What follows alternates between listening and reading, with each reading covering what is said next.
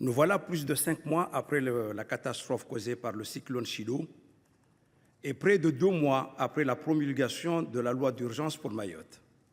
Mais le compte n'y est pas. Les Mahorais sont fatigués des effets d'annonce et des réalisations sur le terrain qui se font attendre. Je prends un exemple concret. 7 mois après Chido, les prêts à la reconstruction ne sont pas délivrés par les banques. Aujourd'hui, Monsieur le ministre, la population mahoraise souffre. Le Premier ministre, lors de sa visite après Chido, a annoncé le plan Mayotte debout, mais pour les Mahorais, c'est le plan Mayotte débrouille. Oui, Mayotte débrouille-toi. Le tissu économique est fragilisé, les entreprises qui sont le fer de lance de la reconstruction bloquent en ce moment l'accès à une collectivité faute de règlement de leurs travaux. Le secteur de la pêche, fortement touché par le cyclone, a déposé des dossiers pour le redémarrage de la filière. Les 1,6 million d'euros de redevances des armateurs seychellois sont disponibles. Les pêcheurs attendent encore des réponses de la préfecture. Avant de rentrer dans le vif du sujet, je voulais aborder la préparation de ce projet de loi. C'est tout à fait anormal que les parlementaires reçoivent une partie du rapport de la mission interinspection sur les dégâts après Chido une semaine avant la discussion de la loi. Depuis fin février, je demande la transmission de ce document ainsi que le bilan des contrats de convergence. On peut s'interroger sur cette préparation de la loi et du rôle des élus. Faut-il croire aux esprits éclairés des administrations centrales et aux fonctionnaires qui ne font que passer dans ce territoire pour savoir ce qui est bon pour nous?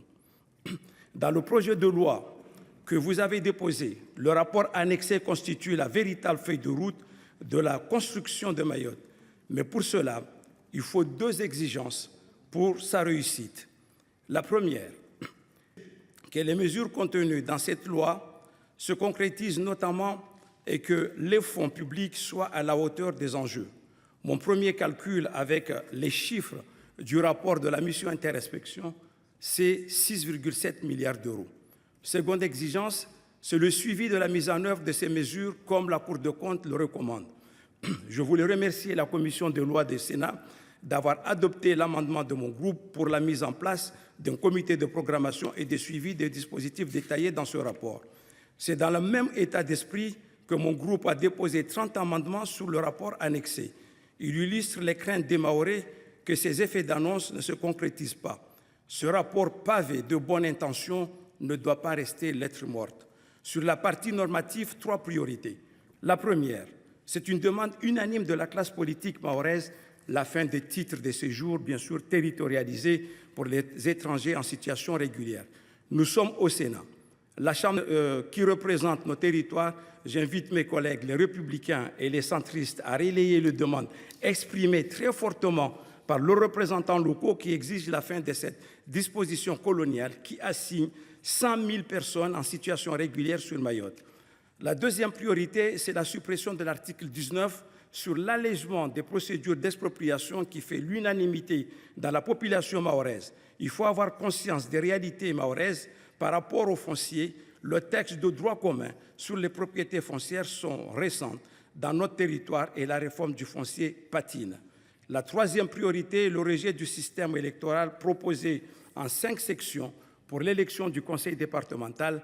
La question du déséquilibre entre la population recensée et le nombre d'inscrits sur la liste électorale fausse le scrutin, favorisant les communes qui accueillent le plus d'étrangers. Encore un argument supplémentaire pour mettre fin aux cartes de séjour territorialisées. La population de Mayotte est en attente de dispositions législatives fortes du gouvernement après la catastrophe Chido. Monsieur le ministre, il ne faut pas décevoir. Les Mahorais demandent une seule chose, la France au bout, jusqu'à Mayotte.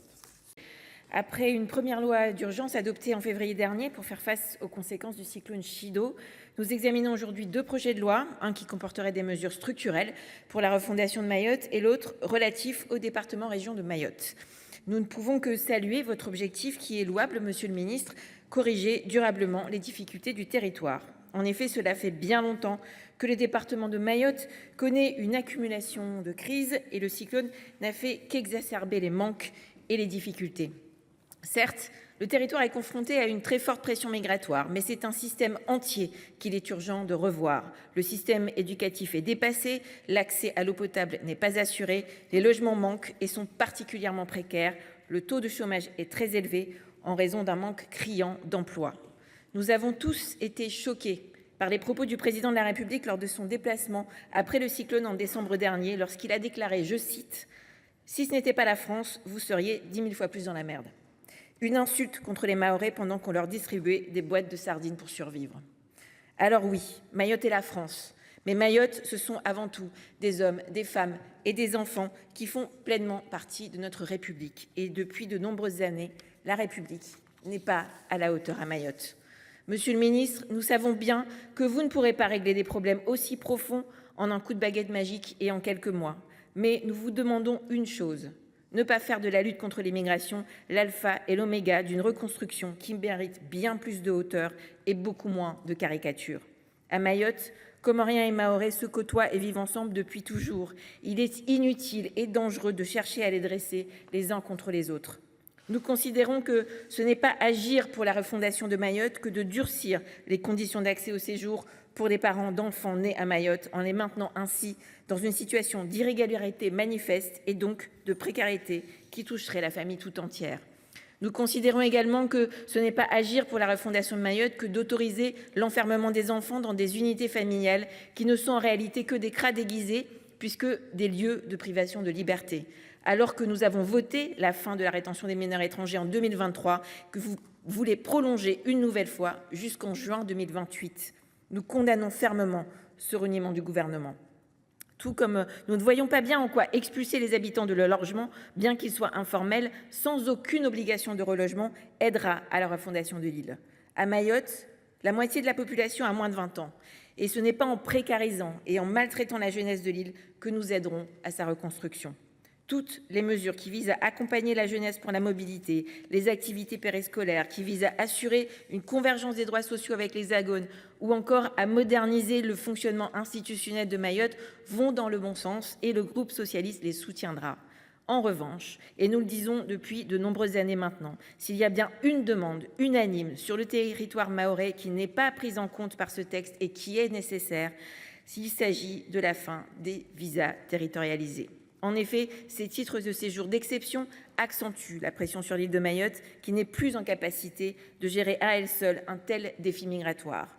Cette situation engendre la prolifération de bidonvilles, la saturation des services publics, de la santé, de l'éducation nationale, des réseaux d'adduction d'eau et d'assainissement ou encore la dégradation accélérée de l'environnement et du lagon.